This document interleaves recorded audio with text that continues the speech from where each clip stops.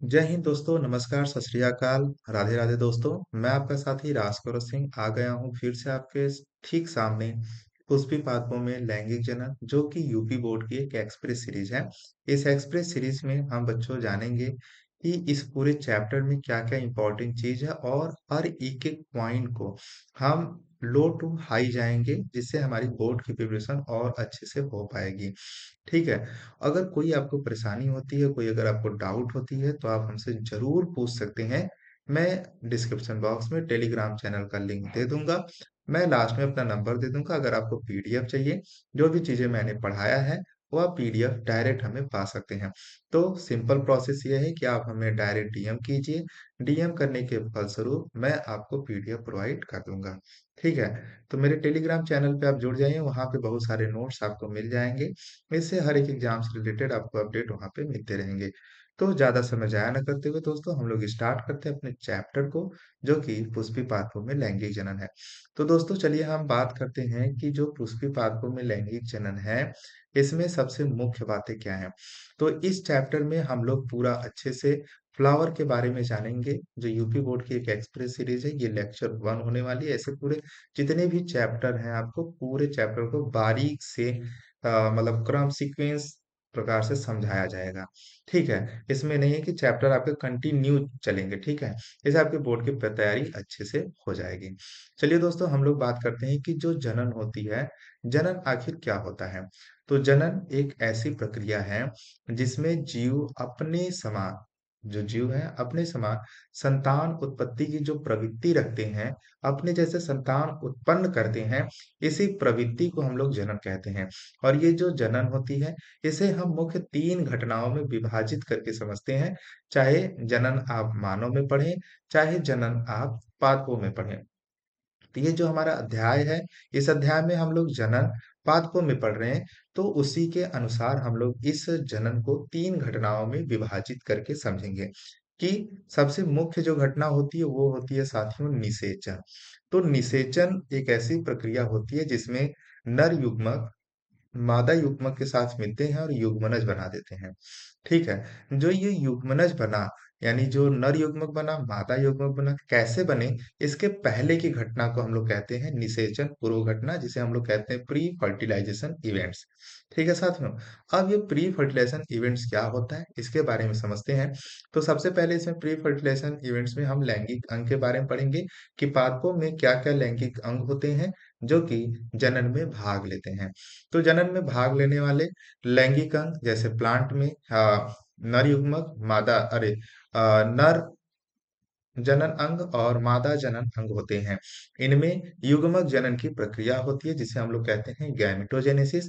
ये गैमेटोजेनिस नर जनन अंग में नर युग्मक का निर्माण होता है, जिसे हम लोग सूक्ष्म बीजाणु जनन कहते हैं, यानी माइक्रोस्पोरोजेनेसिस कहते हैं। यानी जो नर युग्मक होता है, उसे हम लोग कहते हैं पॉलन ग्रेन। इसी के अंदर 2 नर युग्मक निहित होते हैं। यही दोनों नर युग्मक साथियों आगे चल के मादा युग्मक से संलयित हो जाते हैं और युग्मनज का निर्माण कर देते हैं। आइए फिर बात करते हैं कि जो मादा जनन अंग होते हैं, उसमें मादा युग्मक का निर्माण होता है। और वो जो मादा युग्मक होता है, वो अंडाणु हो सकते हैं, मेगास्पोर हो सकते हैं, जिसे हम लोग मेगास्पोर कहते हैं। ये अंडाणु बनने की जो प्रक्रिया होती है, उसे हम लोग लघु बीजाणु जनन कहते हैं, यानी मेगास्पोरोजेनेसिस कहते हैं। इस चीज के बारे में भी हम लोग समझेंगे। ठीक है साथियों?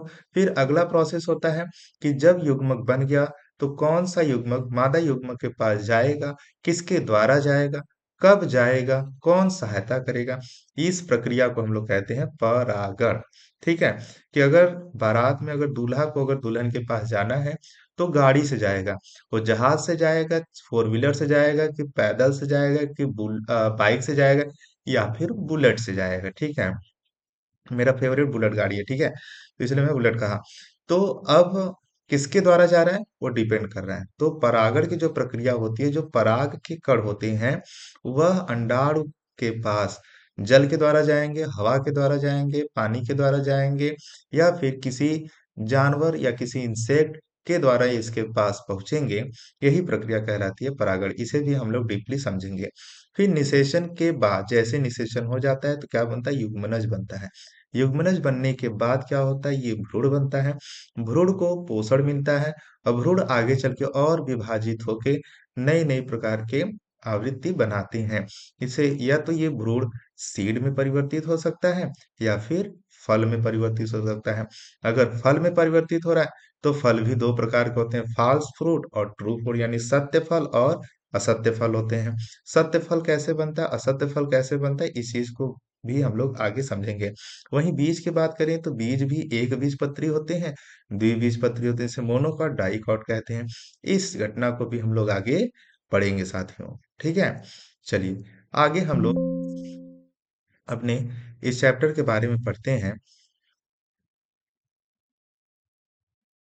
चलिए स्टार्ट करते हैं हम लोग कि देखिए,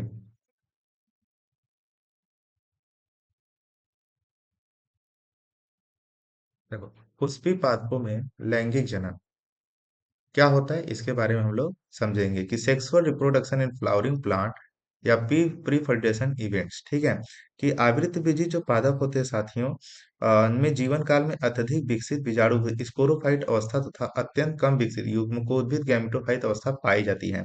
बीजाणु भीड़ के प्रत्येक केंद्रक में द्विगुणित गुणसूत्रों की संख्या पाई जाती है, जिसके कारण से द्विगुणित पीढ़ी डिप्लॉयड जनरेशन कहते हैं। इसमें लिखा है कि आवृतबीजी पादपों के जीवन काल में अत्यधिक विकसित बीजाणुभिद स्पोरोफाइट पाए जाते हैं। आइए इस चीज को समझते हैं कि स्पोरोफाइट क्या है साथियों। तो देखिए, स्पोरोफाइट का मतलब ये कह रहा है कि जो प्लांट होते हैं, प्लांट ज्यादातर अवस्था में उनमें लीफ होता है, स्टेम होता है, ठीक है, लीफ होता है, स्टेम होता है, ठीक है, फ्रूट होते हैं, इस अवस्था में पाया जाता है। लेकिन ये इस जिस अवस्था में पाए जाते हैं वे द्विगुणित रहते हैं। लेकिन इसमें ये कह रहा है कि अवस्था है एक अत्यंत कम विकसित। लेकिन यही स्पोरोफाइट जब प्लांट क्या करता है कि जब इसे रिप्रोडक्शन करना होता है, यानी सेक्सुअल रिप्रोडक्शन अगर साथियों करना होता है, तो ये यही प्लांट क्या करता है, युग्मक बनाता है। यही प्लांट युग्मक बनाता है और युग्मक में या तो नर युग्मक बनाता है या फिर मादा युग्मक बनाता है। ये दोनों युग्मक जब फ्यूज हो जाते हैं तो फिर से ये टोयन बन जाता है। यानी नर युग्मक भी एन था, मादा युग्मक भी एन था, जब दोनों मिले तो क्या बन गया, टोयन, यानी द्विगुणित बन गया। यानी ये फिर से केंद्र क्या हो जाते हैं, द्विगुणित अवस्था में परिवर्तित हो जाते हैं। तो यही ये चीज कह रहा है यहाँ पे। ठीक है, युग्मकोद्भिद के प्रत्येक केंद्रक में अगुणित एन गुणसूत्रों की।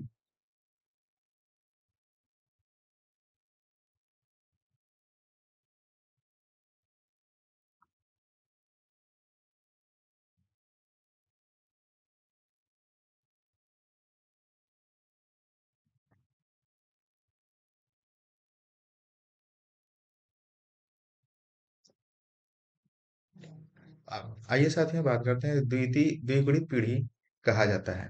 ठीक है, अब इसमें जो अगुणित मतलब इसमें एन गुणसूत्रों की संख्या पाई जाती है, जिसके कारण इसे अगुणित हैप्लॉइड जनरेशन कहा जाता है। ये दोनों पीढ़ियां जीवन चक्र में एक दूसरे के बाद आती हैं, इसलिए इसे पीढ़ी एकांतर करता है। यानी कि पहले जो द्विगुणित अवस्था अगुणित अवस्था में आती है, अगुणित फिर बन के आती है टोयन में। यानी ये जो सीक्वेंस चल रहा है, ये जो सीक्वेंस चल रहा है, ये पहले इसमें कन्वर्ट होगा, फिर ये इसमें कन्वर्ट होगा। तो ये एक प्रकार का पीढ़ी एकांतर चल रहा है। इसी अवस्था को हम लोग कहते हैं alternation of alternation of generation. ठीक है साथियों, इसे हम लोग alternation of generation alternation of generation कहते हैं। ठीक है, चलिए आगे हम लोग बात करेंगे कि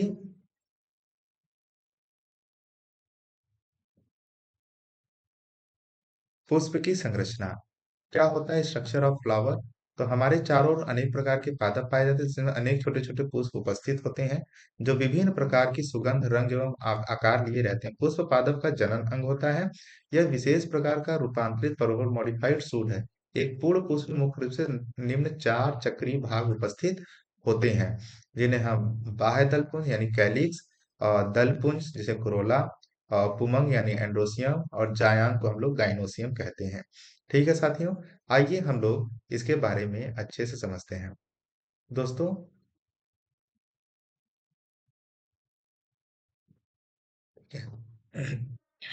अब देखो, ये फ्लावर की स्ट्रक्चर है। अब ये फ्लावर में आप देख पा रहे हैं, ये फ्लावर का जो, पहले तो हम लोग बात कर लें कि जो फ्लावर होते हैं, फ्लावर में चार रोल होते हैं। चार रोल, चार रोल होते हैं। ठीक है, पहला, दूसरा, तीसरा और चौथा। इन चारों रोल के बारे में हम समझें कि देखो, पहला जो भाग होता है जिसे हम लोग बाह्य दलपुंज कहते हैं। क्या कहते हैं? ये कहाँ गया? हम्म देखो, सबसे बाहर वाला जो होता है उसे हम लोग बाह्य दलपुंज कहते हैं। यहाँ पे लिखा है बाह्य दलपुंज कहते हैं। ये जो बाह्य दलपुंज होता है इसे हम लोग साथियों सेपल्स कहते हैं। ठीक है, इसे हम लोग क्या कहते हैं? सेपल्स कहते हैं।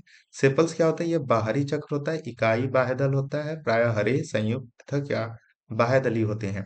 ये जो सेपल होता है साथियों, ये ग्रीन कलर का होता है, जो पादपों को प्रोवाइड सुरक्षा प्रदान करता है, जिससे कि ये पौधे की जो कलियां हैं इस हरे वाले भाग के अंदर बंद रह के सुरक्षित रहें। ठीक है, तो पहला भाग है सेपल्स। दूसरा भाग है पेटल्स। ठीक है, इसके एक यूनिट को कहते हैं कैलिक्स, और इसके यूनिट को कहते हैं कोरोला। ठीक है साथियों, ये दूसरा है दलपुंज जिसे हम लोग कह रहे हैं कोरोला। कोरोला क्या होता है? ये इकाई दल होता है जो रंगीन होता है, संयुक्त होता है या पृथक होते हैं। अब कोरोला जो है साथियों, ये कलरफुल होता है।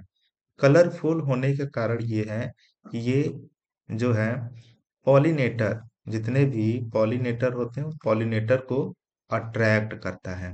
अट्रैक्ट का मतलब ये है कि जो पौधे में जो दलपुंज है ये रंग बिरंगा दिखता है, जिससे जो भी जैसे इंसेक्ट होते हैं वो फूल को देख के ललाहित हो जाते हैं कि अरे वाह कितना अच्छा पुष्प खिला है। वो उस पुष्प की ओर अट्रैक्ट हो जाते हैं। कोई इंसान हो चाहे कोई पर्सन, अगर वो कोई अच्छा चीज देखता है तो वो उसके तरफ अट्रैक्ट हो जाता है कि वाह कितना सुंदर है। तो क्या कहता है? So beautiful, so elegance, just looking like wow. तो इंसेक्ट क्या कहते हैं? So beautiful, so elegance, just looking like wow. तो इसके चक्कर में वो क्या होते हैं? कोरोला के पास जाते हैं और यहाँ से रस को चूसते हैं और फिर वो उड़ जाते हैं। लेकिन उनको नहीं पता है कि हम कोरोला के लिए आते हैं। लेकिन यहीं पे होता है पुंकेसर, जो कि तीसरा रोल है, जिसे हम लोग कहते हैं स्टेमिन यानी कि पुंकेसर कहते हैं साथियों। इसे और एक नाम से जानते हैं जिसे कहते हैं एंड्रोसियम। तो ये एंड्रोसियम में क्या होता है? पराग के कण इनमें विकसित होते रहते हैं। तो अब देखो, ये रहा पराग कोश, ये रहा पुतंतु जिसे हम लोग पुमंग यानी कि देखो इसे हम लोग स्टेमिन कहते हैं। ये जो स्टेमिन होता है ये पुंकेसरों से मिलकर बना होता है। प्रत्येक पुंकेसर एक पुतंतु परागकोश में विभक्त होते हैं। यानी ये पुंकेसर जो है पुमंग, ये परागकोश पुतंतु में विभक्त होता है। परागकोश जो है साथियों, इसमें पराग के कण होते हैं, पराग के कण विकसित होते हैं।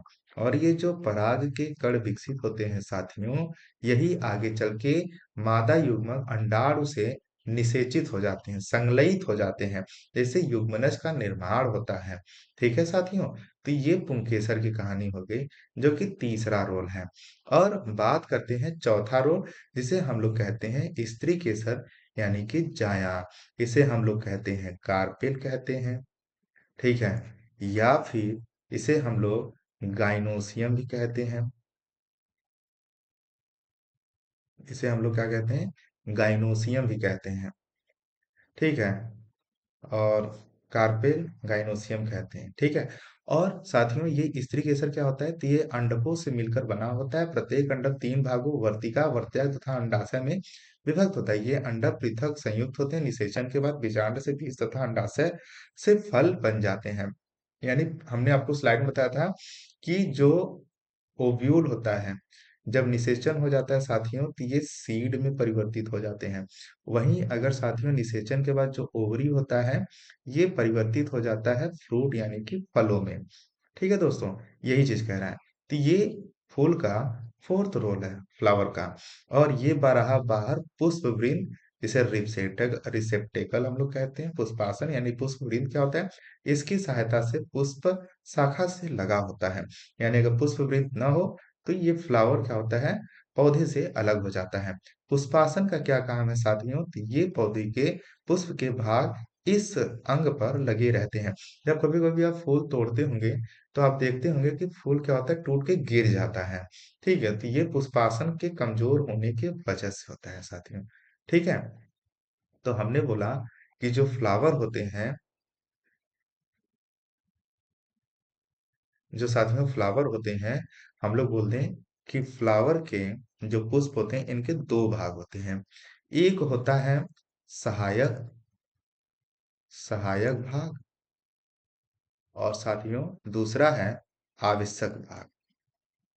दूसरा है आवश्यक भाग। जो सहायक भाग है इसे हम लोग accessory accessory part of flower कहते हैं। ठीक है दोस्तों, और जो आवश्यक भाग होता है इसे हम लोग नेसेसरी पार्ट कहते हैं। यानी ये नेसेसरी पार्ट का मतलब ये है कि ये रिप्रोडक्शन में पार्टिसिपेट करता है। ये रिप्रोडक्शन में जो है पार्टिसिपेट करता है।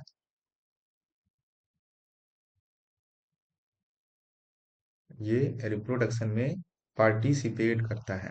ठीक है दोस्तों, तो अब सहायक भाग की अगर हम लोग बात करें साथियों, तो ये जो सहायक भाग होता है ये दो पार्ट में डिवाइड होते हैं, सेपल्स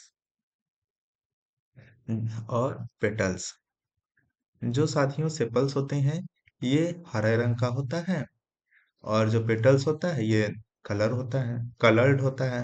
अब ये हर फ्लावर में पेटल्स अलग अलग होते हैं, यानी फर्स्ट रो सेकेंड रो।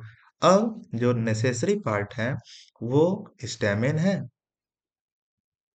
और कार्पेल है। स्टेमेन या कार्पेल। ठीक है दोस्तों, तो ये हो गया। इसे हम लोग पिस्टिल भी कहते हैं, गाइनोसियम भी कहते हैं। तो अब ये जो नेसेसरी पार्ट होते हैं साथियों, यही आगे चल के रिप्रोडक्शन में भाग लेते हैं। स्टेमिन से के अंदर पॉलन सैक होता है जिसमें पॉलन ग्रेन बनता है, यानी पराग के कण बनते हैं, और कार्पेल से साथियों जो है एग बनता है।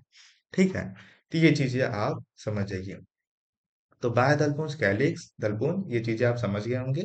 चलिए आगे हम लोग बात करते हैं कि जननांगों के आधार पे जो पुष्प जो होते हैं दो प्रकार होते हैं, यूनिसेक्सुअल फ्लावर और बाइसेक्सुअल फ्लावर। अब ये क्या होता है यूनिसेक्सुअल फ्लावर और,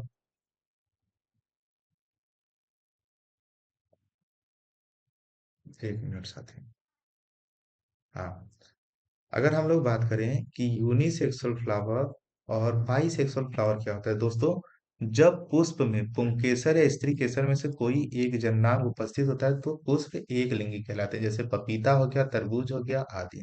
अगर उभयलिंगी पुष्प की बात करें कि जब पुष्प में पुंकेसर एवं स्त्री केसर दोनों उपस्थित होते हैं तो पुष्प उभयलिंगी कहलाते हैं। जैसे गुड़हल का फूल हो गया, सरसों हो गया आदि। ठीक है, तो अगर हम समझें कि जैसे कि मान लो कि ये कोई प्लांट है, ये मान लो कोई एक प्लांट है जो कि मिट्टी से लगा हुआ है। तो लिखा है जब पुष्प में पुंकेसर या स्त्री केसर में से कोई एक जननांग उपस्थित है। अगर इस प्लांट में या तो मेल वाला पार्ट हो या तो इस पौधे में फीमेल वाला पार्ट हो। ठीक है, ये हो गया फीमेल वाला पार्ट। तो इस पौधे में क्या देख रहे हैं कि ये मेल वाला पार्ट और फीमेल वाला पार्ट अलग अलग है। तो इस ऐसे प्लांट को हम लोग एक लिंगी पुष्प कहते हैं। लेकिन वहीं सपोज करो कि एक प्लांट है, इसमें मेल वाला पार्ट भी उपस्थित है और फीमेल वाला पार्ट भी उपस्थित है, तो इसे हम लोग बाईसेक्सुअल फ्लावर कहते हैं। ठीक है दोस्तों, क्लियर हो गया कि मेल और फीमेल एक ही पुष्प में हो, या अगर एक नर भाग और मादा भाग अलग अलग पुष्पों में मौजूद हो तो उसे यूनिसेक्सुअल फ्लावर कहते हैं। चलिए आगे बढ़ते हैं कि वह पुष्प जिनमें चारों प्रकार के चक्र पाए जाते हैं पूर्ण पुष्प यानी कंप्लीट फ्लावर कहलाते हैं। यानी जिस पुष्प में सेपल्स, पेटल्स, फिर उसके बाद स्टेमिन और कार्पेल, ये चारों चीज पाए जाते हैं, तो उन्हें हम कंप्लीट फ्लावर कहते हैं। जिनमें एक या एक से अधिक चक्र अनुपस्थित होते हैं उन्हें हम लोग इनकम्प्लीट, सिंपल सी बात। ठीक है, अब बात करते हैं कि कुछ ऐसी घटनाएं in the major events in the process of sexual reproduction flowering plant, यानी कि पुष्पीय पादपों में लैंगिक जनन में होने वाली कुछ ऐसी प्रमुख घटनाएं। तो दोस्तों मैंने आपको पहले ही अवगत कराया कि पुष्पीय पादपों में जो लैंगिक जनन संबंध घटनाएं होती हैं वह एंड्रोसियम और गाइनोसियम में ही पूर्ण हो जाती है। इससे संबंधित जो मुख्य घटनाएं जैसे लघु बीजाणु जनन, या लघु युग्मक जनन, या परागण, या गुरु बीजाणु जनन, या गुरु युग्मक जनन, निषेचन, भ्रूण विकास या भ्रूणोद्भव, भ्रूण का विकास आदि होते हैं। जो मैंने आपको प्रीवियस स्लाइड में बताया, microsporogenesis, mega sporogenesis, pollen grain का फॉर्मेशन, ठीक है, मेगा स्पोर यानी एक का फॉर्मेशन, फिर पॉलिनेशन यानी कि जो परागण होता है, फिर युग्मनज का निर्माण यानी जाइगोट का निर्माण होता है, फिर जाइगोट में भी विकास एवं वृद्धि होता है। ठीक है, ये सारी प्रोसेस करें तो पुष्पी पात्रों में जो लैंगिक जनन की पूर्व प्रक्रिया को निम्न चरणों में विभाजित किया, जैसे निषेचन, पूर्व घटनाएं क्या होती हैं, इसकी संरचना और घटना के बारे में हम लोग पढ़ेंगे। ठीक है, और बात करेंगे दोहरा निषेचन या फिर द्विनिषेचन, डबल फर्टिलाइजेशन क्या होता है साथियों, फिर निषेचन, पश्च घटना, और फिर क्या होता है, इस चीज को हम लोग अच्छे से समझेंगे। ठीक है दोस्तों, चलिए हम लोग स्टार्ट करते हैं। इसकी पहली घटना जिसे हम लोग कहते हैं निषेचन पूर्व घटनाएं, संरचनाएं एवं घटनाएं। ठीक है, प्री फर्टिलाइजेशन इवेंट्स में स्ट्रक्चर और उसकी घटना समझते हैं। तो हम लोग साथ में जानते हैं कि पादपों में निषेचन की जो क्रिया होती है, इससे पूर्व पादप के हार्मोन तथा संरचनाओं में बहुत से परिवर्तन प्रारंभ हो जाते हैं, जिसके फलस्वरूप पुष्पी, फ्लावर प्रिमोर्डियम, मध्य विभेदन विकास प्रारंभ होता है। ये सब फालतू बात है। नर जननांग में परागकोश, लघु बीजाणुधानी, परागकण आदि संरचनाओं का विकास होता है तथा इसमें लघु बीजाणु जनन तथा परागकण जैसी विशेष घटनाएं होती हैं तथा मादा जननांगों में वर्तिकाग्र, लघुरु बीजाणुधानी, बीजांड तथा भ्रूणपोष आदि संरचनाओं का विकास होता है, जिसमें गुरु बीजाणु जनन की घटनाएं होती हैं। सिंपल बात है कि जो मेल फ्लावर होगा, जो मेल रिप्रोडक्टिव ऑर्गेन होगा, उसमें परागकोश और फिलामेंट था। परागकोश के अंदर साथियों पराग कण का निर्माण होता है, यही यहाँ पे कह रहा है कि लघु बीजाणु यानी कि जो परागकोश है उसमें पराग कण आदि संरचनाओं का विकास होता है। लेकिन जो मादा जननांग है उसमें वर्तिकाग्र यानी कि स्टिग्मा स्टाइल ओवरी का निर्माण होता है, जिसमें ओवरी की बात करें गुरु बीजाणु धानी, जिसमें एग होता है। एग आगे चल के भ्रूणकोश यानी एंडोस्पर्म का निर्माण करता है और इसे गुरु बीजाणु जनन की घटना कहते हैं। ये कुछ क्वेश्चन है, जैसे आवृतबीजी पादपों के जीवन काल में अत्यधिक विकसित अवस्था को क्या कहते हैं? आवृत बीजी पादपों पीढ़ी का अंतर किन दो पीढ़ियों के मध्य होता है? आवृत बीजी पादपों के जनन अंग को क्या कहते हैं? पुष्पी पादप में लैंगिक या पूर्व प्रक्रिया कितने चरणों में विभक्त किया गया है? परागण किस प्रकार के जननांग से संबंधित है? ये आपको सारा चीज बता दिया गया है। अगर आप इस सारे पांचों प्रश्नों के जवाब अगर अभी तक जितने स्लाइड पढ़े हैं उसमें ढूंढ लेते हैं तो आपको ये चीजें समझ में आ गई। अगर नहीं मिल रहा है तो इसको एक बार लेक्चर फिर से देखिए, चीजें पूरा क्लियर टू स्पष्ट हो जाएगा। ठीक है दोस्तों, चलिए बात करते हैं नर जनन अंग यानी पुंकेसर, जिसे हम लोग पुष्प का नर जनन अंग कहते हैं, यानी stamen, the male reproductive organ of flower. पुंकेसर दोस्तों क्या होता है, पुष्प का नर जनन अंग होता है। यह पुतंतु, फिलामेंट, परागकोश, लघु बीजाणु माइक्रोस्पोरेंजियम या परागण पॉलन से क्या एंथर एवं संयोजी ऊतक का बना होता है। अगर कोई, जैसे कि ये है पुतंतु और ये रहा पराग कोश। अभी पराग कोश के अंदर क्या है, छोटे छोटे माइक्रो स्पोर हैं। तो ये रहा एंथर, ये रहा साथियों एंथर, ये रहा फिलामेंट।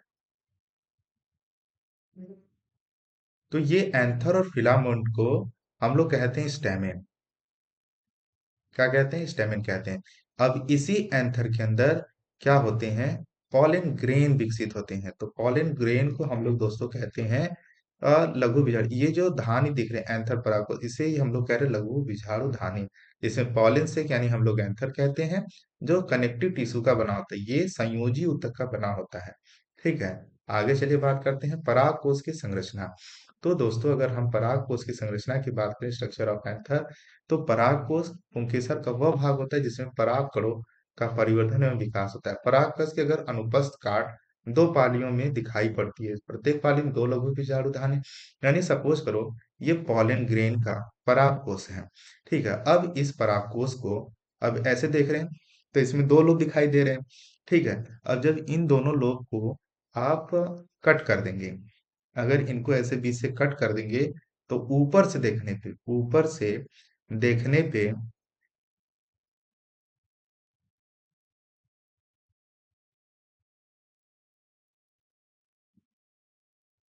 ऊपर से ये आँख के द्वारा देखने पे ये हमें चार लोब में दिखाई देते हैं, लोब वन, टू, थ्री और फोर लोब में दिखाई देते हैं, यही कह रहा है। तो इस प्रकार, तो प्रत्येक परागकण में चार लघु बीजाणु होती हैं जो कि परागकोश के चारों किनारों पर स्थित होते हैं।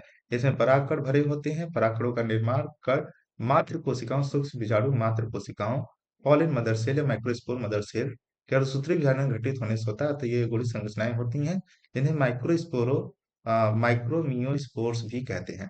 अब देखो साथियों, इसमें ये कह रहा है कि जो पॉलिन ग्रेन होते हैं, यानी हर एक जीव की उत्पत्ति उसकी माता से होती है। तो अब ये जो पॉलिन ग्रेन होगा इसे हम कहते हैं माइक्रोस्पोर। क्या कहते हैं साथियों? इसे माइक्रोस्पोर कहते हैं। तो इसका निर्माण इसके मातृ कोशिका से होगा। तो इसके मातृ कोशिका को हम लोग कहते हैं microspore mother cell. Microspore mother microspore mother cell. ठीक है, इसीलिए हम लोग इसे शॉर्टकट में माइक्रोस्पोर मदर सेल। ठीक है, दो बार हो गया, कोई नहीं। Microspore mother cell.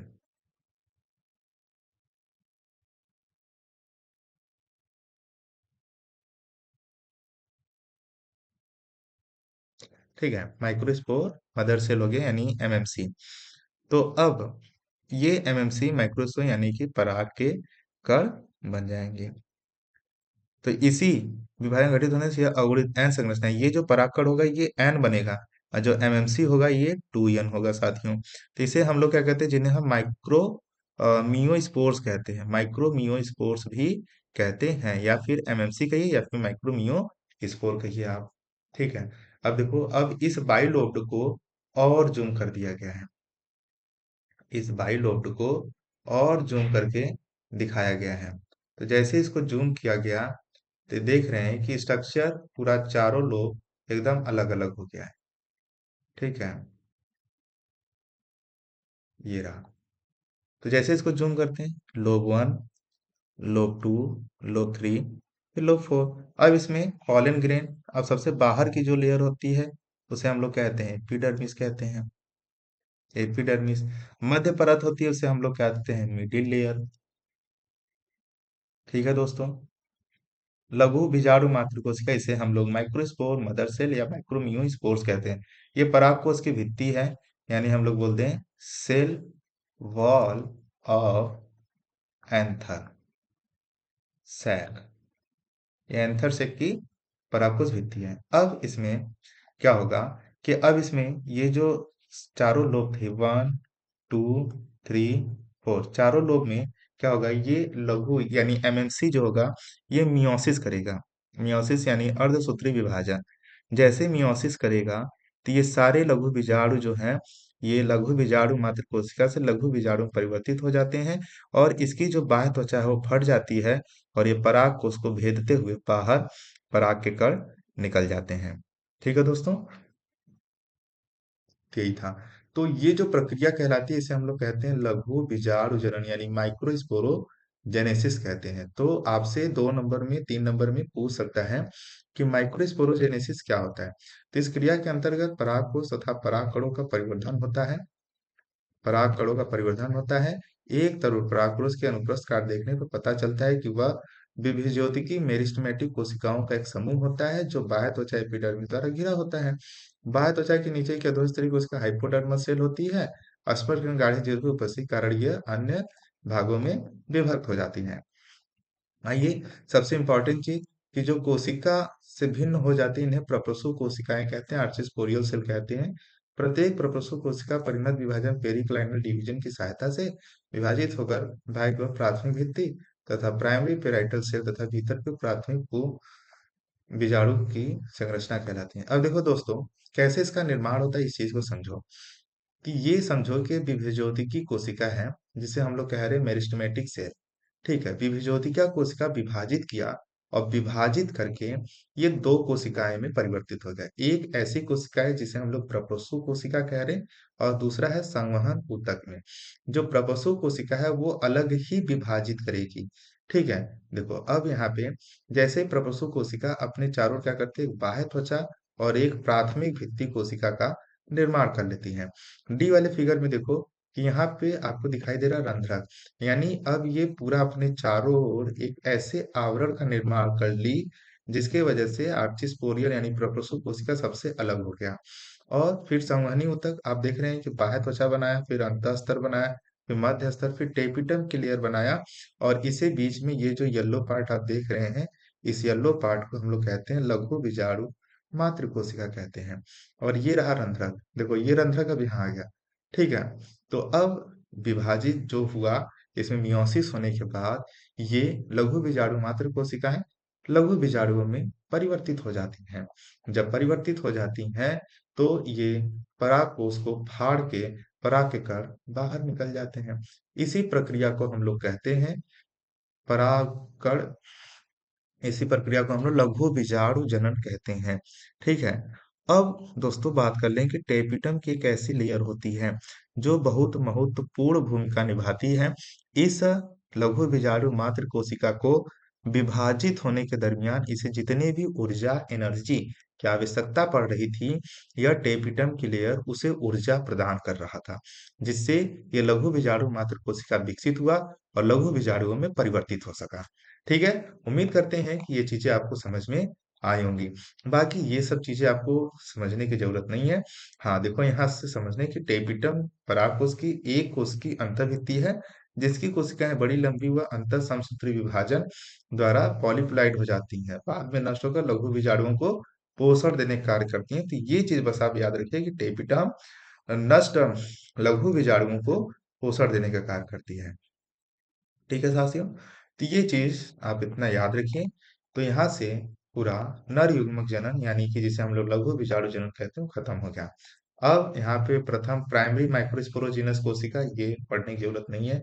पराग कणों के विकास में क्या क्या विविधताएं हो सकती हैं, तो इस चीज को हम लोग पढ़ सकते हैं थोड़ा सा, कि लघु बीजाणु परागकण के विकास की ये विविधताएं निम्नलिखित हैं। ऐसे लघु बीजाणु परागकणों के बनने के समय द्विबीजपत्री पादुकों में भित्ति निर्माण का प्रकार होता है। इस निर्मित में चार लघु बीजाणु चतुष्फल कार्य में विन्यासित रहती है। ये सब पढ़ने की कोई जरूरत नहीं है, ये सब कभी आपसे पूछेगा नहीं।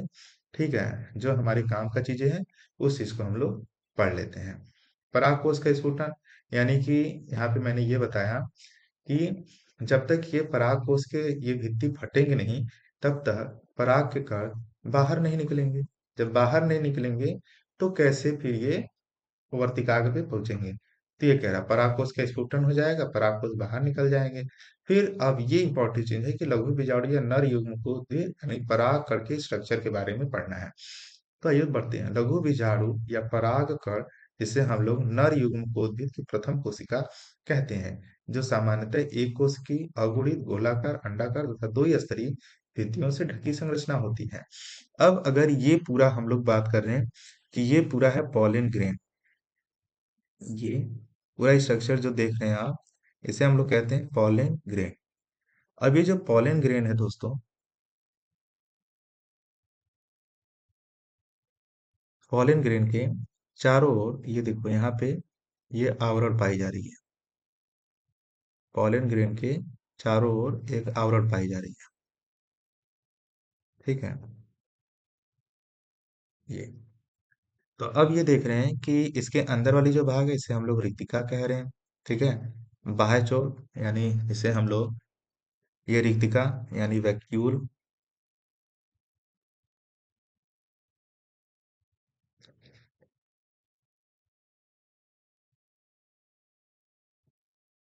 रिक्तिका वैक्यूल, बाह्य चोल जिसे हम लोग एक्जाइम कहते हैं।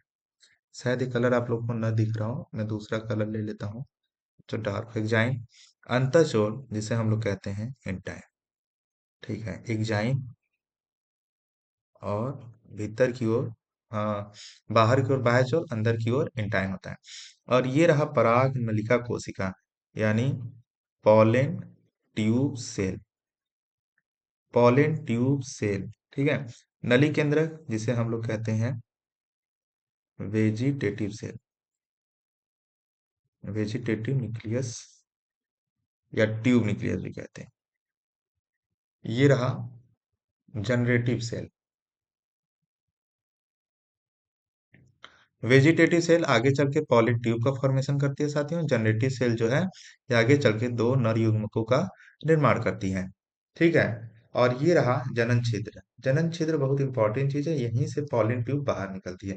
तो ये हर एक सीड में मौजूद होता है। ठीक है दोस्तों। और इसके अंदर ये जो वैक्यूल है, रिक्तिका जिसे हम लोग कह रहे हैं, ये जनरेटिव सेल को पोषण प्रदान करने का काम करती है।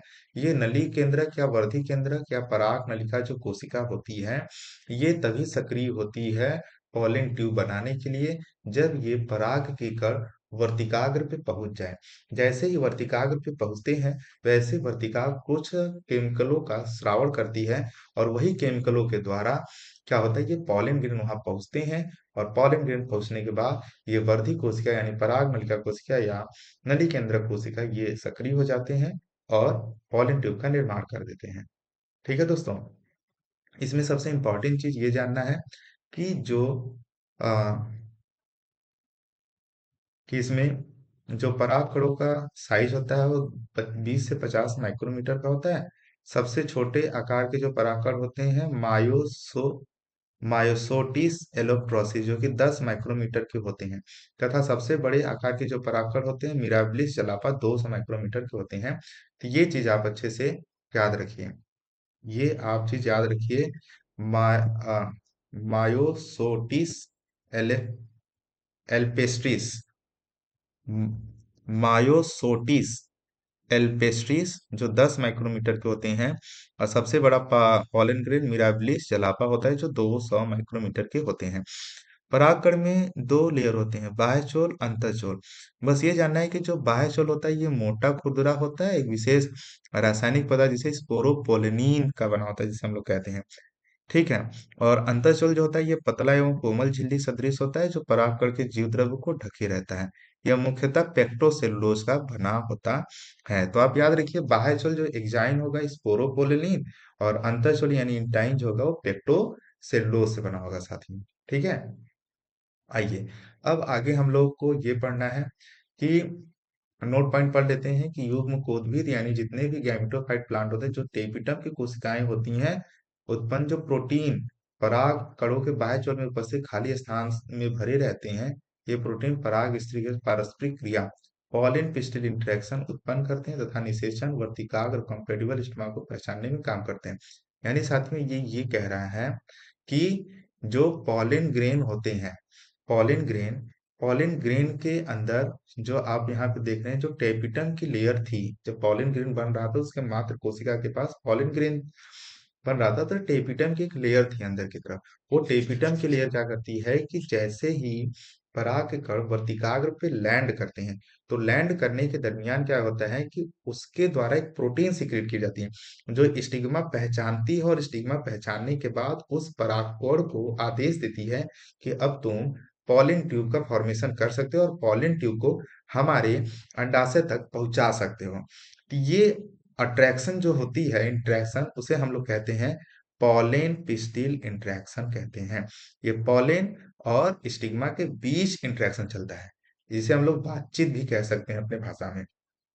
परागकण की जो क्षमता होती है वो अलग अलग पॉलिन ग्रेन में अलग अलग होती है। मुख्यतः जैसे कि गेहूं, चावल आदि की जो जीवन क्षमता होती है केवल 30 मिनट तक होती है। और भी जैसे कुछ सदस्यों परागकणों का जीवन क्षमता कई महीनों तक का हो सकता है। परागकणों को क्रायो संचरण संरक्षण क्रायो प्रिजर्वेशन द्वारा नाइट्रोजन के एक -196 तापमान पर संरक्षित किया जा सकता है। यानी कि ऐसे पॉलिन ग्रेन जो रेयर केस में, सपोज करो कि जैसे कि कोई अमेरिका या कोई रसिया से कोई एक ऐसा बीज तैयार करके जेनेटिकली मॉडिफाइड करके उस सीड को भारत लाया जा रहा है। अब वो भारत को लाने में मान के चलो कि 10 दिन 15 दिन का समय लग रहा है। तो उस सीड को एक विधि द्वारा, यानी जिसे हम लोग कहते हैं क्रायो प्रिजर्वेशन के द्वारा, नाइट्रोजन का एक ऐसा लिक्विड बनाते हैं जो -196 डिग्री तापमान पे उस सीड को उसमें संरक्षित करके रखा जाता है। इन संरक्षित जब उसे संरक्षित किया जाता है तो इस पराग कणों को हम लोग पराग बैंक कहते हैं। आप लोगों ने आज तक ब्लड बैंक के नाम सुना था, अब पॉलिन ग्रेन के भी पराग बैंक होते हैं कि इनमें आप महीनों तक के इनको आप संरक्षित करके रख सकते हैं।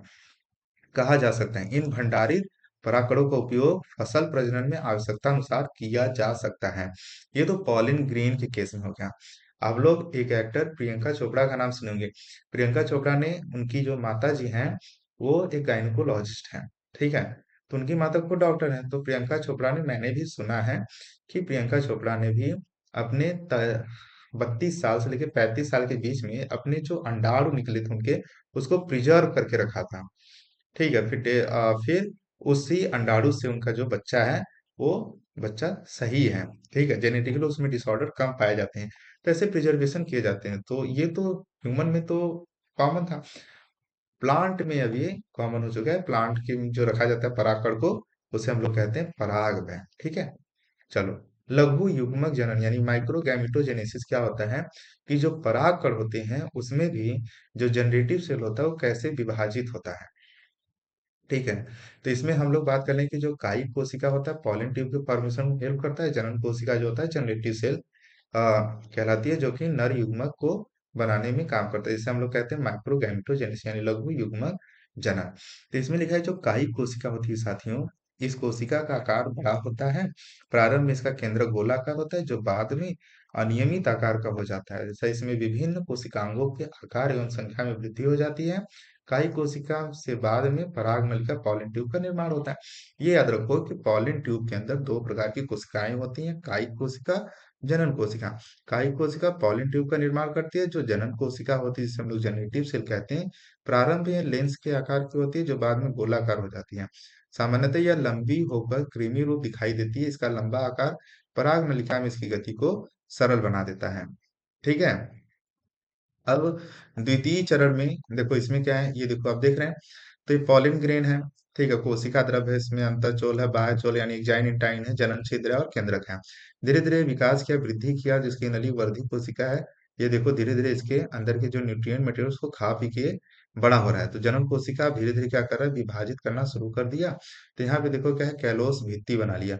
इसे डबल लेयर बनाए के 4 न्यूक्लियस बनाते हैं, 3 न्यूक्लियस डिनेरेट होके फिर 2 न्यूक्लियस आगे चल के फिर मेल गैमीट का निर्माण करते हैं। ये रहा दो मेल गैमीट, एक ये रहा, एक ये रहा, जिसे हम लोग नर युग्मक कहते हैं। और नली केंद्रक को कौन बना रहा है, वेजिटेटिव सेल बना रहा है, जो आगे बढ़ते चले जाते हैं।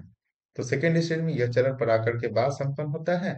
इस चरण के अंतर्गत कायिक कोशिका की भित्ति जनन छिद्र से निकलकर एक नलिका का निर्माण करती है, जिसे पराग नलिका पॉलिन ट्यूब कहते हैं। पराग नलिका वर्तिकाग्र से होती हुई बीजांड की तरफ गति करती है। कायिक कोशिका का केंद्रक भी इस नलिका में आ जाती है, जिसे नलिका के अंदर ट्यूब न्यूक्लियस कहते हैं। बहुत सारी बातें हैं, इस चीज को हमें नहीं समझना है। इतना समझना है कि जैसे ही पॉलन ग्रेन पराग के कण वर्तिकाग्र पे पहुंचते हैं, वैसे ही वेजिटेटिव सेल सक्रिय हो जाता है और पॉलन ट्यूब का फॉर्मेशन करता है। उसी दरमियान नर युग्मक बनने की भी प्रोसेस चलने लगती है। जैसे जैसे पॉलन ट्यूब आगे बढ़ता है, वैसे वैसे नर युग्मक का परिपक्वन शुरू हो जाता है। और पॉलन ट्यूब बनते बनते जैसे ये वर्तिकाग्र पे पहुंचकर उसके अंदर इंटर करता है, वैसे ये अपना नर युग्मक कंप्लीट करके परिपक्व करके ये अंडाशय के अंदर प्रवेश करा देता है। कुछ नोट पॉइंट है, इस नोट पॉइंट को भी आप अच्छे से समझिए। देखिए क्या है नोट पॉइंट, कि जो गाजर घास जिसे हम पार्थेनियम कहते हैं, ये जीनोपोडियम, ज्वार, sorghum वगैरह आदि के परागकण मनुष्य में एलर्जी उत्पन्न करते हैं। देखो इसे पॉलन एनर्जी एलर्जी कहते हैं। कुछ लोगों में धूल के कण से, पॉलन ग्रेन से एलर्जी होती है, ठीक है। परागकणों में असंतुलित वसा होती है, जो इन्हें सूर्य की पराबैंगनी विकिरणों से सुरक्षित रखती है। इन्हीं असंतुलित वसाओं के कारण परागकणों की कृमि, इमल्सनों, कॉस्मेटिक आदि में त्वचा को मुलायम सुरक्षित रखने हेतु प्रयोग किया जाता है। परागकण अनेक पोषक तत्वों से युक्त होते हैं, अतः परागकणों से बने उत्पाद गोलियां तथा सिरप खिलाड़ियों एवं घोड़ों की कार्य क्षमता में वृद्धि कारक सिद्ध होती है। परागकणों से संबंधित अध्ययन पराग परागणु विज्ञान पैलिनोलॉजी के अंतर्गत किया जाता है। तो दोस्तों आपको बता दें कि पॉलन ग्रेन से दवा भी बनाई जाती है, जो कि खिलाड़ियों को दी जाती है, जिससे उनकी भाग दौड़ की क्षमता प्रबल हो जाती है, जिससे वो अपने खेल में उत्तम श्रेष्ठ कार्य करते हैं, ठीक है। पादपों में जो नर जनन अंग होते हैं वे विभिन्न महत्वपूर्ण शब्दों को निम्न रेखा से समझा जा सकता है। कि पुमंग है, इसमें नर जनन जिसमें कई पुंकेसर सूक्ष्म बीजाणु पड़ होते हैं। पुंकेसर पुमंकिकाएं जिसमें परागकोश परतंतु तथा संयोजी ऊतक होता है। परागकोश या दो पालियों का बना होता है, जिसमें दो सूक्ष्म बीजाणु धानी होती हैं। परागकण जिसे हम लोग नर युग्मक को उद्भिद कहते हैं, इसमें दो नर युग्मक का केंद्रक बनता है और वृद्धि केंद्र नली केंद्रक का निर्माण करती है। अगर इस चार्ट को भी अगर आप रिवाइज कर लें, रिकॉल कर लें, तो ये आपके लिए बहुत फायदेमंद होगा। ठीक है, बस अगर कुछ नहीं याद हो रहा है तो आप इस चीज को बस याद कर लीजिए, आपका काम बन जाएगा। ठीक है, लर्न इट, दिस चार्ट। ठीक है, थोड़ा सा लंबा हो गया। चलिए अब जायांग की बात करते हैं, पुष्प का मादा जनन अंग। तो दोस्तों, जिसे हम लोग स्त्री केसर कहते हैं, जननांग जिसे जायांग, गुरु बीजाणु धानी, बीजांड तथा भ्रूणकोश, ओव्यूल एंड एम्ब्रियो सेक्स से मिलकर बना होता है। जायांग एक अंडक, कार्पेल युक्त अर्थात एकांडपी मोनोकार्पली या अनेक अंडकों युक्त अर्थात बहुअंडपी पॉलीकार्पली का हो सकता है। प्रत्येक अंडक में तीन भाग दिखाई देते हैं। ठीक है, अंडाशय, वर्तिकाल तथा वर्तिकाग्र होता है। अगर देखो हम लोग स्ट्रक्चर बनाए, इतना सब कुछ पढ़ने की जरूरत नहीं है। मैं आपको सिंपल एक स्ट्रक्चर बना दे रहा हूँ, उसी चीज को आप लोग समझिए। ठीक है, देखो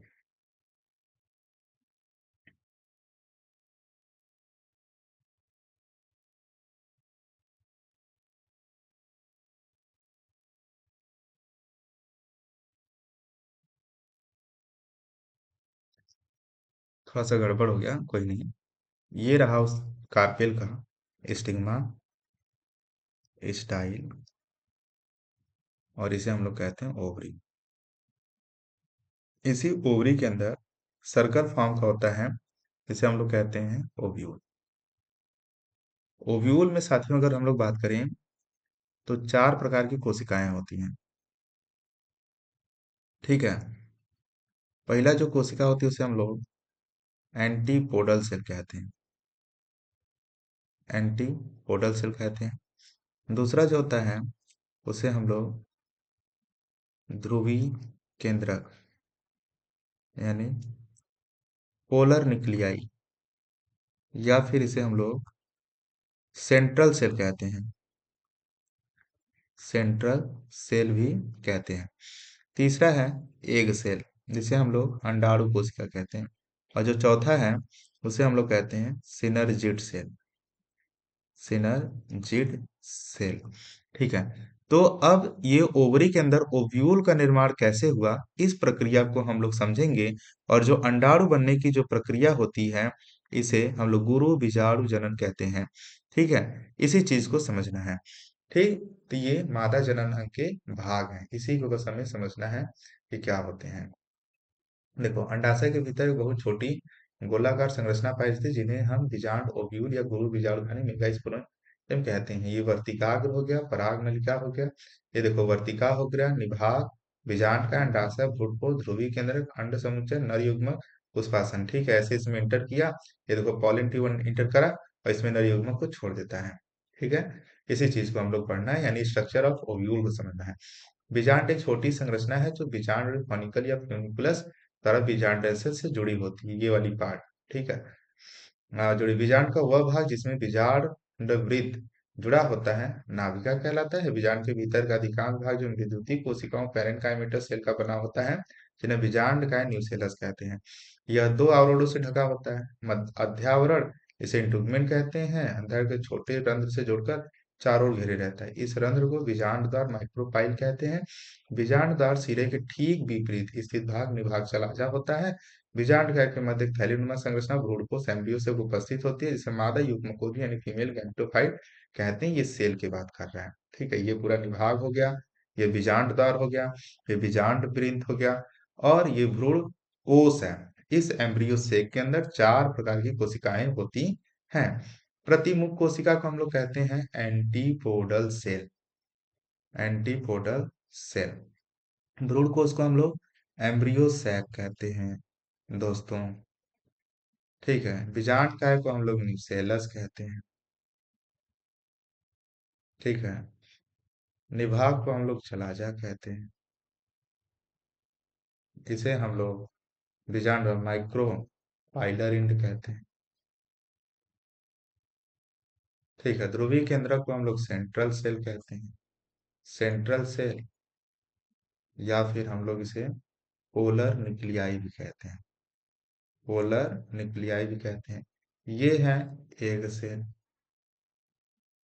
सहायक कोशिका को हम लोग सिनर्जिड सेल कहते हैं।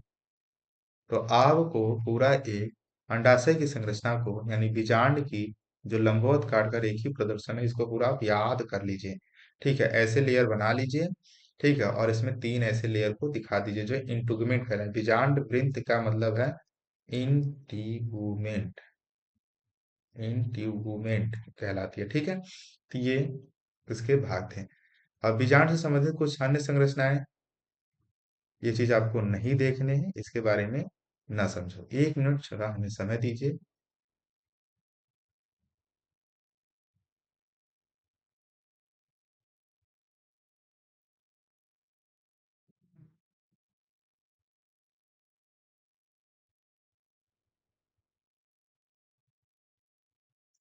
तो दोस्तों चलिए हम लोग बात करते हैं फिर अपने टॉपिक की तरफ, कि देखो जो बीजांड से संबंधित जो कुछ अन्य संरचनाएं हैं, इसे हम लोग को नहीं देखना है। ठीक है, चलिए बात करते हैं बीजांड के प्रकार। हम्म बीजांडों के प्रकार की अगर हम लोग बात करें साथियों, तो अध्यावरण के आधार पर क्या हो गया, ओ सेट, हाँ चलिए देखिए, बीजांडों के प्रकार की अगर हम लोग बात करें टाइप्स ऑफ ओव्यूल, तो ऑन द बेसिस ऑफ इंटीगुमेंट, इंटीगुमेंट्स के आधार पे बीजांड निम्न तीन प्रकार के होते हैं। एक अध्यावरणी जिसे यूनिटेगमिक कहते हैं, बाईटेगमिक जिसे हम लोग द्वि अध्यावरणी कहते हैं, एटेगमिक मतलब कि अध्यावरण विहीन होता है। तो इसमें यूनिटेगमिक का मतलब होता है कि एक आवरण वाले बीजांड को एक अध्यावरणी कहते हैं, जैसे सूरजमुखी का पौधा हो गया, गेंदा का फूल हो गया, ये चीज। द्वि अध्यावरणी का मतलब होता है साथियों को बाईटेगमिक, जो दो आवरण वाले बीजांड को द्वि अध्यावरणी कहते हैं, जिसे अधिकतर पुष्पीय पादप में ये पाया जाता है। अध्यावरणहीन जो होते हैं, कुछ पादपों में बीजांड आवरण रहित होते हैं, इन्हें अध्यावरणहीन बीजांड कहते हैं, जैसे कि लैरेंथस, चंदन आदि के पौधे होते हैं। बीजांड काय के आधार पे, on the basis of nucellus, on the basis of nucellus जो होता है साथियों, ये बीजांड निम्न दो प्रकार के होते हैं, क्रेसुनिसिलेट ओव्यूल और फिर टेनी यूनिसिलेट ओव्यूल। इनमें क्या होता है कि प्राथमिक भित्ति कोशिका जो होती है, जैसे बीजांड भित्ति का निर्माण करती है, तथा बीजांड अधिक विकसित होता है। उदाहरण पॉलीगोनम, पॉलीगोनम। ठीक है, इनमें अणु बीजाणु में प्रपसु आरंभ कार्य गुरु बीजाणु जन्म कोशिका का कार्य करते हैं। इसमें प्राथमिक भित्ति कोशिका का निर्माण नहीं होता है, तथा बीजांड कम विकसित होता है, जैसे रुबिएसी कुल के सदस्य, जैसे रुबिएसी कुल के सदस्य। दोस्तों मैं आपको बता दूं कि इस समय का तापमान जो है ये पहुंच चुका है, मैं आपको बता दे रहा हूँ कि तापमान चल रहा है 10 डिग्री सेल्सियस तापमान है। और इस 10 डिग्री सेल्सियस तापमान में मेरे पूरे हाथ खुले हैं, मैंने अंदर स्वेटर पहन रखा है, लेकिन इतनी ठंडी जबरदस्त पड़ रही है कि मैं आपको क्या ही बताऊं। ठीक है, पूरा हाथ एकदम ठंडे हो गए हैं, लेकिन बस आप लोग के लिए मेहनत कर रहा हूँ कि आपका बोर्ड में नंबर अच्छा आ जाए। तो आप अपना भी प्यार हमें दीजिए। आप अपना प्यार कैसे हमें दे सकते हैं, हमारे चैनल को लाइक कर सकते हैं, सब्सक्राइब कर सकते हैं, और अपने दोस्तों तक शेयर कर सकते हैं। बस एक छोटा सा काम करना है, जिससे आपका प्यार हम पे बना रहेगा। ठीक है, कोई नहीं, आप बस पास हो जाइए, यही मेरी कामना है। मैं भगवान से दुआ करूंगा कि आप लोग अच्छे से पढ़िए। माइक्रोपाइल के बेसिस पे, जो बीजांड उदार के आधार पर है, जो ओव्यूल होते हैं, ये निम्न 6 प्रकार के होते हैं दोस्तों, जो कि आपको पढ़ने नहीं है, लेकिन मैं आपको नाम सुन लो कि आर्थोट्रोपस ओव्यूल, एनाट्रोपस ओव्यूल, हेमिट्रोपस ओव्यूल, और कैम्पाइलोट्रोपस और एम्फीट्रोपस ओव्यूल तथा सर्सिनोट्रोपस ओव्यूल होते हैं।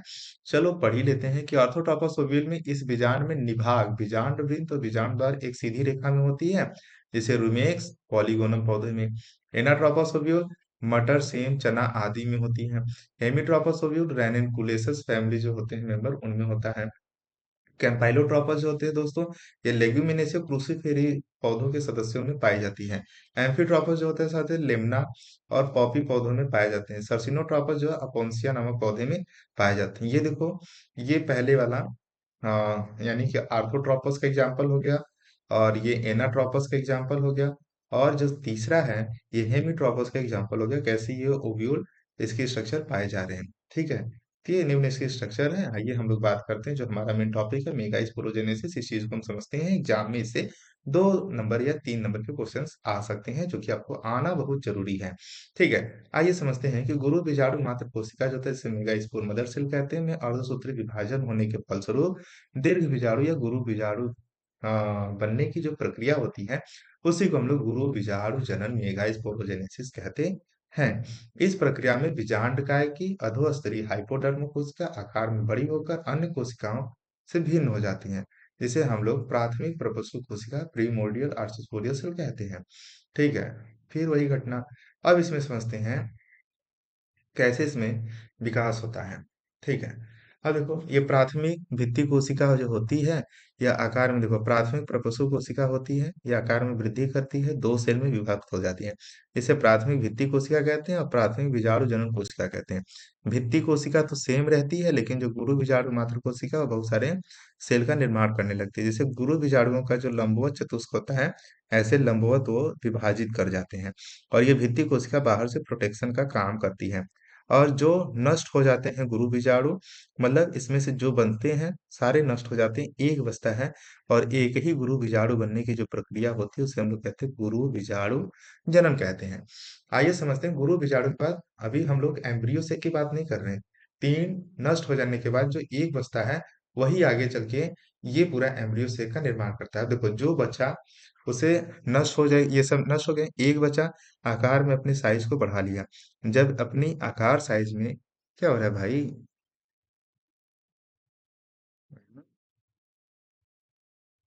Oh my God, what happened दोस्तों, क्या हो रहा है? देखो, ओ चलो कोई नहीं, हम लोग समझते हैं कि ये जो नष्ट हो गए हैं गुरु बीजाणु कोशिका, दूसरा कलर ले लेते हैं। जो ये नष्ट हो गए, नष्ट होने के बाद ये जो बचा, ये जो सारे बचे, अब ये एक सेल बड़ा होगा, जिसे रिक्तिका पाया जाएगी, भ्रूणपोष पाया जाएगा। फिर ये 1 2 3 4 सेल बना लिए। अब चारों सेल जो है, अब एक देखो जो एक वाला था वो 3 बनाएगा, ये 3 बना लिया। ठीक है, और एक वाला जो था ये बीच में आ गया, और यहाँ पे 4 कोशिका है तो एक यहाँ से बीच में आ जाएगा। तो यहाँ 2 बचे, एक अंडाणु बन जाए और एक जो है वो भी 2 बना लेगा। तो देखो एक ऊपर से और एक ये और ये की दोनों आपस में यहाँ मिल गए, एक सेल बने से केंद्र की कोशिकाएं बोले, यानी 2 सेल मिलके 2 सेल आपस में फ्यूज हो गए, एक सेल जो है मिल फ्यूज हो गया और 2 न्यूक्लियस इसमें पाए गए। ऊपर वाला जो यहाँ पे जो थे, ये दो आपस में 3 बना लिए, प्रतिमुखी कोशिका जिसे हम लोग कहते हैं। फिर यहाँ पे क्या हुआ, एक जो था ये अंडाणु कोशिका बन गया, ये जो है अंडाणु कोशिका बन गया, कहाँ गया भाई, और ये जो दो थे ये आपस में सहायक कोशिका बन गए। तो ऐसे 3 4 3 7, यानी हम लोग कह सकते हैं,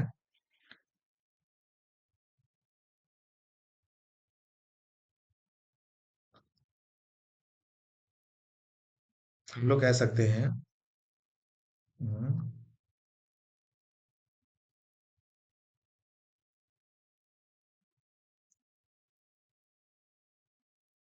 हम लोग कह सकते हैं कि यहाँ पे 7 सेल 7 सेल बन गए, और कितने न्यूक्लियस हो गए? 8 न्यूक्लिएटेड हो गए।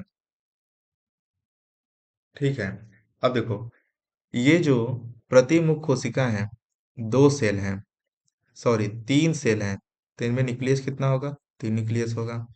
द्वितीय केंद्रक में एक कोशिका है, लेकिन न्यूक्लियस कितने हैं? 2n, 2n का मतलब 2 न्यूक्लियस।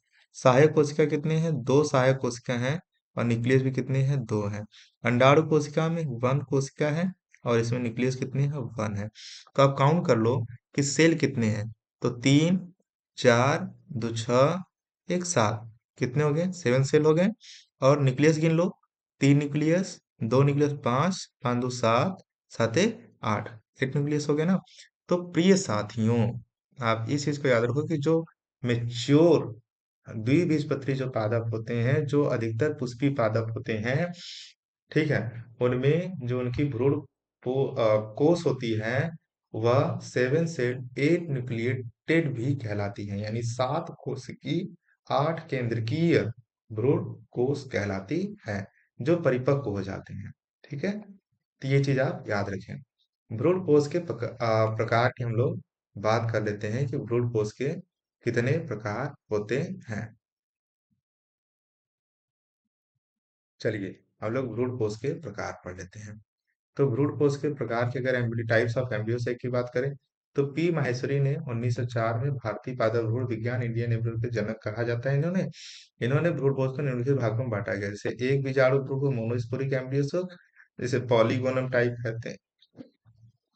ये सबसे सामान्य प्रकार का ब्रूट फोर्स है जो 70% पादपों में पाया जाता है। इसकी खोज स्ट्रॉसबर्गर ने किया था। ये चीज आप थोड़ा सा याद रख सकते हैं। बस इसमें ये सारी चीज नहीं पूछते हैं। हेडोक्सा टाइप क्या होता है, कितने एम्ब्रियोसेक के टाइप्स हैं, चलिए इसके बारे में न जान के हम लोग बात करते हैं परागण, जिसे हम लोग कहते हैं पॉलिनेशन। परागण क्या होता है, पॉलिन ग्रेन के परागकोश से वर्तिकाग्र स्टिग्मा तक पहुंचने की जो क्रिया कहते हैं उसी को हम लोग परागण कहते हैं। यानी कि पुंकेसर नर भाग से उसी पुष्प या उसी जाति के किसी अन्य पुष्प के वर्तिकाग्र तक परागकणों को पहुंचने की क्रिया परागण कहलाती है। ये दो प्रकार की हो सकती है, यानी सेल्फ पॉलिनेशन या ऑटोगैमी कहला सकती है। यानी समझो कि ये फ्लावर वन है, ये फ्लावर ए और ये फ्लावर बी है। अगर समझो कि एक पौधा है, अगर इस पौधे में ये रहा नर वाला भाग और ये रहा मादा, यानी मादा इसे वर्तिकाग्र होगा। तो इस नर वाले भाग में ये, अब देखो एक ही पौधा है, पौधा ए है और पौधा ये है, और ये समझो कि ये फ्लावर दूसरा है, ये फ्लावर ए है और इसमें भी नर वाला भाग है, ये फ्लावर बी है। ठीक है, अब समझो कि फ्लावर ए, स्मॉल ए का, फ्लावर का जो नर युग्मक का नर युग्मक है वो उसी पुष्प के मादा युग्मक पे जाके गिरे, तो इसे हम लोग ऑटोगैमी कहते हैं। क्या कहते हैं, ऑटोगैमी कहते हैं। या उसी पुष्प यानी पुष्प बी का पॉलिन ग्रेन उसी पुष्प के वर्तिकाग्र पे जाए तो उसे हम लोग ऑटोगैमी कहते हैं। लेकिन उसी पुष्प के एक पुष्प का यानी पुष्प बी का पुष्प ए के, यानी ये जो पॉलिन ग्रेन है, इसका मैं कलर चेंज करके बना देता हूं कि समझो कि ये पुष्प ए का जो पराग के कण हैं उसी पौधे के दूसरे पुष्प के मादा भाग पे यानी वर्तिकाग्र पे जाए तो उसे हम लोग जीटेनोगैमी कहते हैं। जिटैनोगैमी कहते हैं। ये चीज याद रखो। ऑटोगैमी क्या होता है कि एक पुष्प के, मतलब एक सिंगल पुष्प है, सिंगल पुष्प है, उसी पुष्प में दो भाग हैं, नर और मादा। तो उसी का नर जो है उसका परागकण उसी पुष्प के मादा वाले भाग पे चले जाए तो उसे हम लोग ऑटोगैमी कहेंगे। ठीक है, और यदि दो पौधे हैं, एक ही पौधा है, ये मेरा हाथ एक पौधा है, इसमें दो फ्लावर हैं, तो फ्लावर ए का जो परागकण है वो दूसरे पुष्प के वर्तिकाग्र पे चला जाए तो उसे हम लोग कहते हैं जिटैनोगैमी। ठीक है, यहाँ देखो लिखा है जिटैनोगैमी कहते हैं। ठीक है, तो ये चीज आप याद रखिएगा। स्वपरागण के लिए क्या क्या युक्ति हम लोग अपना सकते हैं, तो दोस्तों बात करते हैं। स्वपरागण के पात्रों में विभिन्न युक्तियां प्रयुक्त होती हैं, जैसे द्विलिंगता, दोनों जननांगों के एक ही पुष्प में विद्यमान होना होमोगैमी कहलाता है। नर तथा मादा जननांगों एक साथ परिपक्व होना, जैसे गुलाबास, आर्जिमोन आदि। ठीक है, ये हो गए। स्वपरागण के लाभ की बात कर लें। स्वपरागण से पादपों का शुद्ध वंश चलता है। इससे परागकण के लिए दूसरे पादपों पर निर्भर नहीं रहना पड़ता है। स्वपरागित पुष्पों को रंग, सुगंध, मधु उत्पन्न करने की जरूरत नहीं पड़ती है। इससे अधिक परागकणों की आवश्यकता नहीं पड़ती है। स्वपरागण से क्या हानियां हो सकती है, पीढ़ी दर पीढ़ी आनुवंशिक बीमारी स्थानांतरित होती रहती है, जिससे उत्पन्न बीज संख्या में कम, भार में हल्के, छोटे एवं कमजोर हो जाते हैं। ऐसे बीज शीघ्र नहीं पकते हैं, बीज जो उत्तम श्रेणी के नहीं होते, जिस कारण नई जातियों की उत्पत्ति नहीं हो सकती। इसे मानव जाति में भी कहा जाता है कि एक ही गोत्र में शादी नहीं करनी चाहिए, क्योंकि अगर मान लो उस पीढ़ी में कोई बीमारी चले, जेनेटिक बीमारी, तो अगर एक ही गोत्र में शादी कर लेते हैं तो जिससे क्या होती है, वो बीमारी पीढ़ी दर पीढ़ी आगे बढ़ती चली जाती। इसीलिए कास्ट सेम हो लेकिन गोत्र अलग में शादी करने से जो फैमिली डिजीज होती है वो ट्रांसफर एक पीढ़ी दूसरी पीढ़ी में नहीं होती है। ठीक है दोस्तों, आइए बात करते हैं पर परागण यानी क्रॉस पॉलिनेशन क्या होता है। तो क्रॉस क्रॉस पॉलिनेशन साथियों ये होता है कि सपोज करो कि फ्लावर ए है, फ्लावर बी है। अब इसी फ्लावर में नर वाला भाग है और मादा वाला भाग है। इसमें भी नर वाला भाग है और मादा वाला भी भाग है। इस फ्लावर में भी सेम कंडीशन। ठीक है, ये दो दो पुष्प हैं, समझो कि ये दो पुष्प हैं। ठीक है, ये फ्लावर, मैं अब कलर चेंज कर लेता हूँ, ये सही तरीका है। ठीक है, ये फ्लावर ए, ये फ्लावर बी। ठीक है, फ्लावर ए के और ये फ्लावर बी के फ्लावर वन और ये फ्लावर टू, पौधा सेम।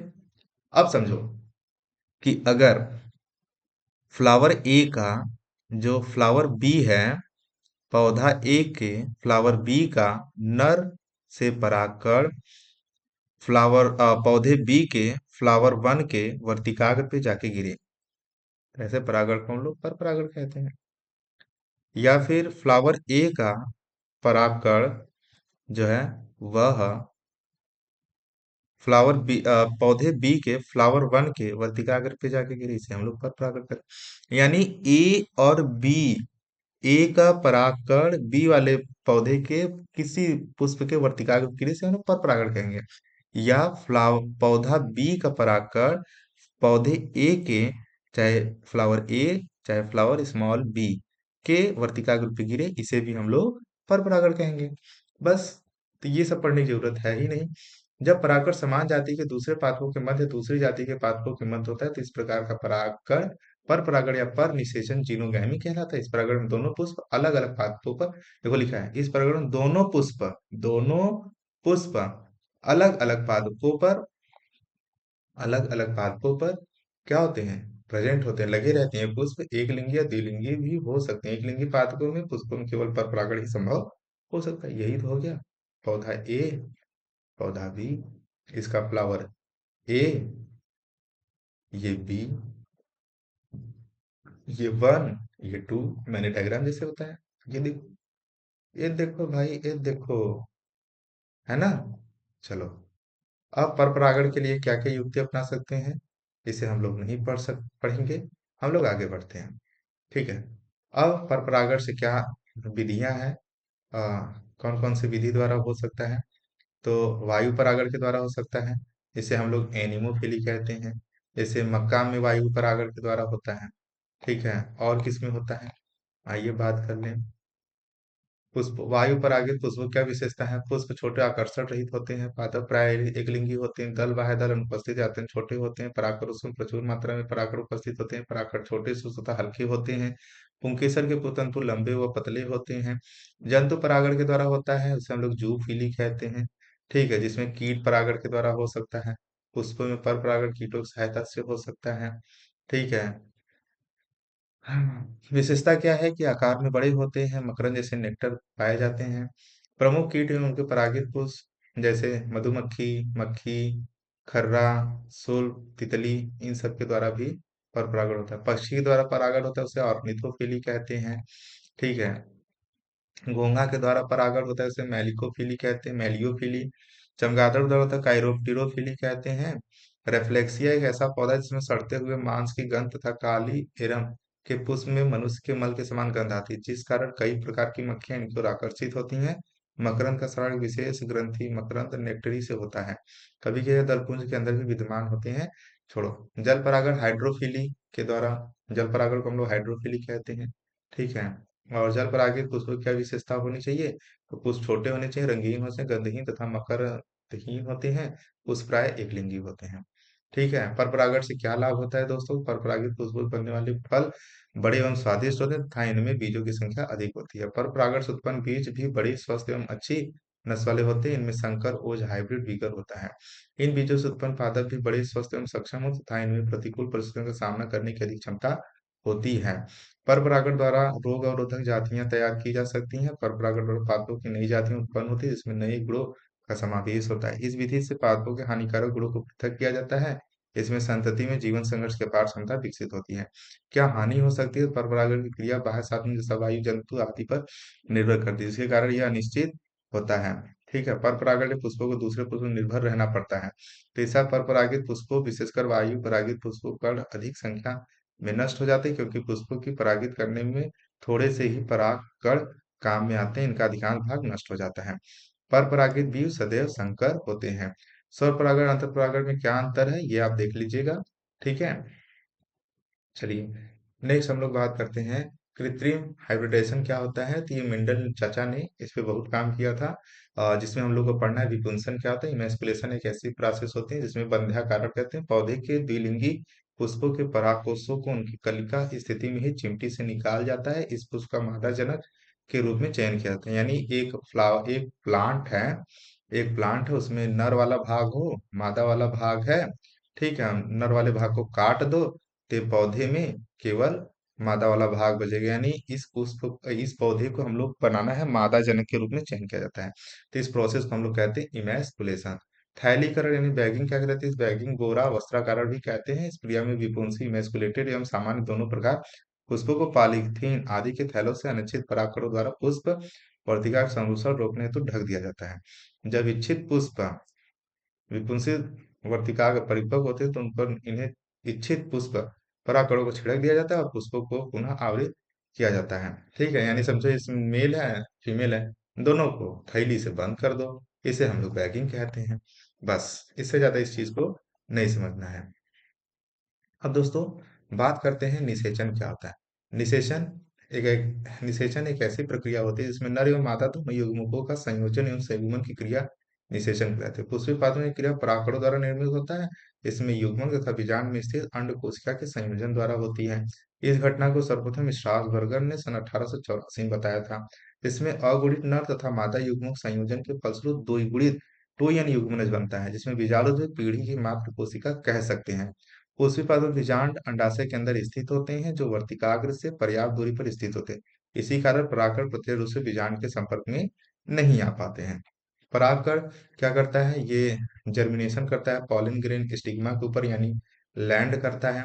ठीक है, चलो, फिर परागकण स्त्री केसर पे पॉलिन पिस्टिल का इंटरेक्शन होता है। ठीक है, फिर उसके बाद जो पहला परागकण वर्तिकाग्र पर अंकुरण किया, फिर उसमें पॉलिन पिस्टिल का इंट्रोडक्शन हुआ, फिर पराग नलिका का बीजांड में प्रवेश होता है। अब देखो, पराग के जो कण है, समझो कि ये वर्तिकाग्र है, परागकण इस पर गिरा। जैसे ही गिरा तो कैसे उस वर्तिकाग्र को पता चला कि जो पॉलन ग्रेन है ये हमारे ही पौधे की जाति का पॉलन ग्रेन है। तो पॉलन ग्रेन एक क्या करता है कि हमने आप लोगों को बताया कि जो आर्चिस कोरियोसेला प्रोटोसो कोशिका, वहां पे आपको पढ़ा टैपिटम क्लियर। टैपिटम क्लियर एक केमिकल सीक्रेट करती है जिसे स्पोरोपोलिनी या पेक्टोसेल्यूलोज कहते हैं। यही केमिकल क्या करता है कि जब सीक्रेट होता है तो उसका एक स्पेसिफिक जीन होता है उसमें, तो स्टिग्मा उसको पहचान लेती है। तो स्टिग्मा कहती है आइए आपका इंतजार है, ऐसे गाना गाती है और कहता है मैं भी आया तेरे द्वार पे, चलो हम एक दूसरे से मिलन करें। फिर दोनों एक दूसरे से मिलन करते हैं, यानी पॉलिन पिस्टिल का इंट्रक्शन होता है, एक दूजे के लिए गाना गाया जाता है। फिर उसके बाद पराग कण जो होता है वो अपना पराग नलिका बनाना शुरू कर देता है, जिसके फलस्वरूप ये देखो पराग नलिका बना और ये इसके अंदर प्रवेश करा दिया। जैसे ही प्रवेश कराया, एक नर युग्मक जो है अंडाणु से फ्यूज हो गया, एक नर युग्मक जो है इससे फ्यूज हो गया ध्रुवीय कोशिका से। ठीक है, प्रवेश करने के बाद कहाँ से? माइक्रोपाइलर से प्रवेश करता है। ये देखो राजा, ये देखो राजा, ये देखो। तो अब इसमें क्या होता है कि जो नर युग्मक कितने होते हैं? दो होते हैं। नर युग्मक दो होते हैं। एक निषेचित होता है किससे? अंडाणु से। ठीक है, तो बनता है युग्मनज।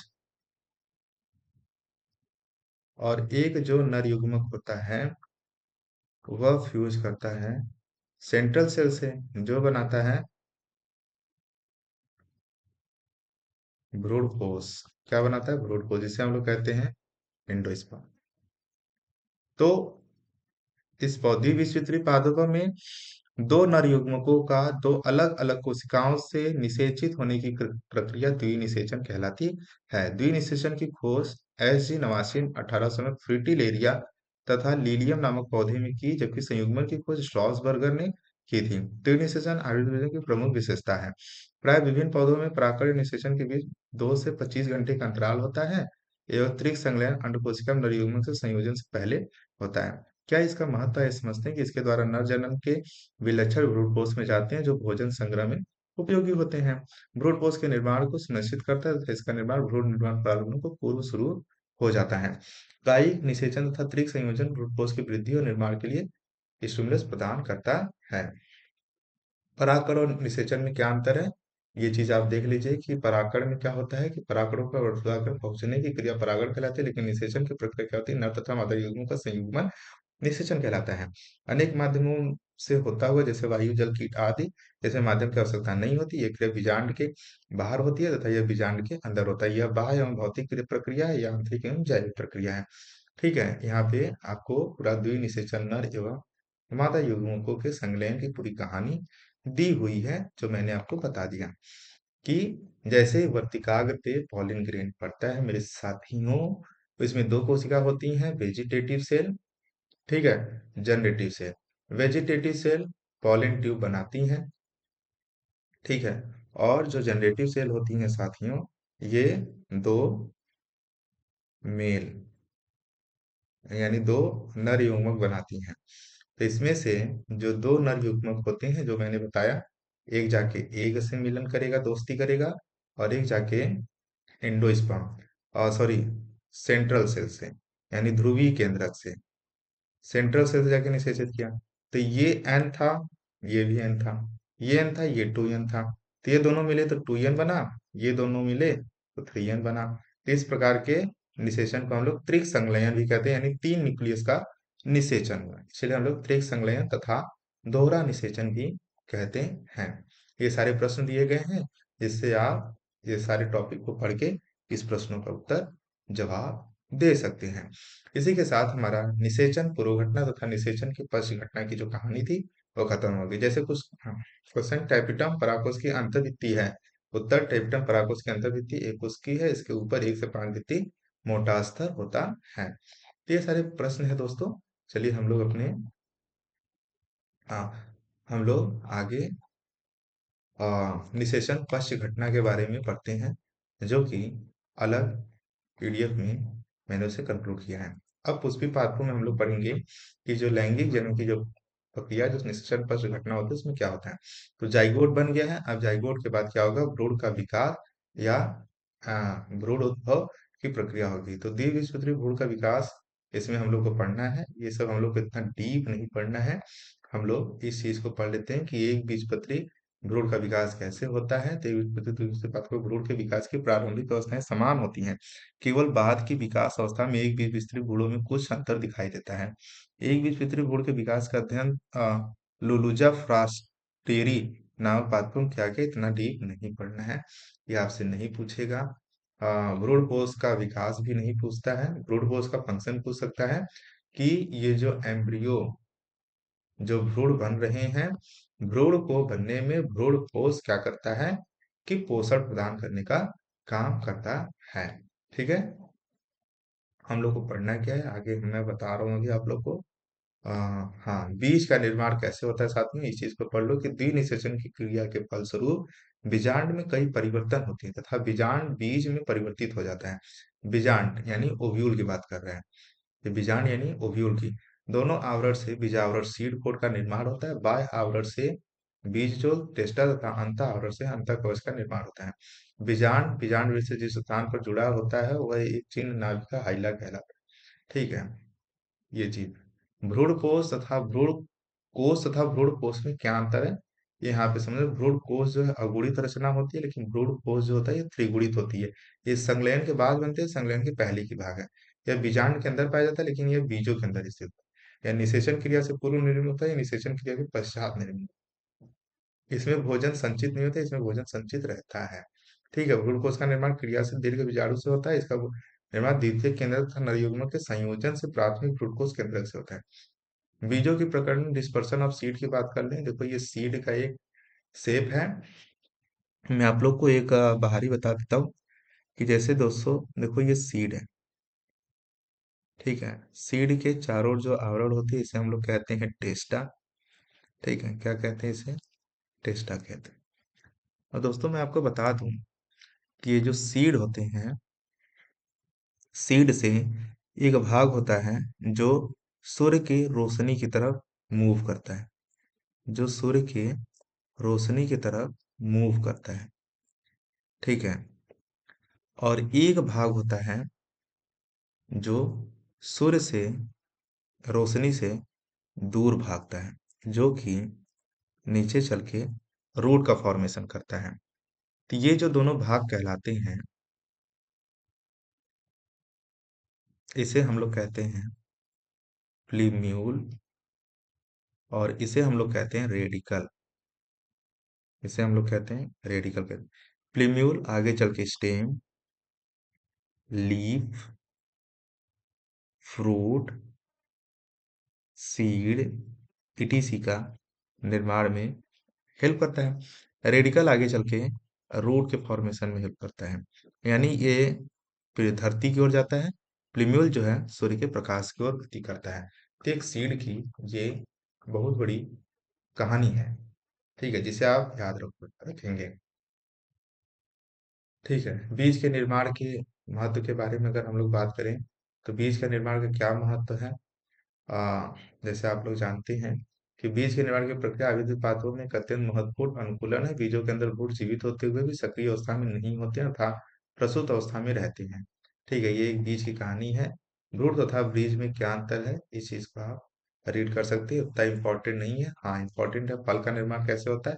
फल एक परिपक्व अंडाशय में जोड़ ओवरी है। जिस समय बीज विकसित हो रहे होते हैं उसी समय अंडाशय फूल कर रसीला एवं बड़ा हो जाता है, फल का निर्माण करता है। परिपक्व अंडाशय की भित्ति से फल भित्ति पेरी प्रकार का निर्माण होता है। फल के तीन भाग होते हैं, बाह्य बाह्य फल भित्ति, मध्य फल भित्ति, अंतः फल भित्ति। ये तीन इसके भाग होते हैं। कुछ पादपों में जो फल के निर्माण होते हैं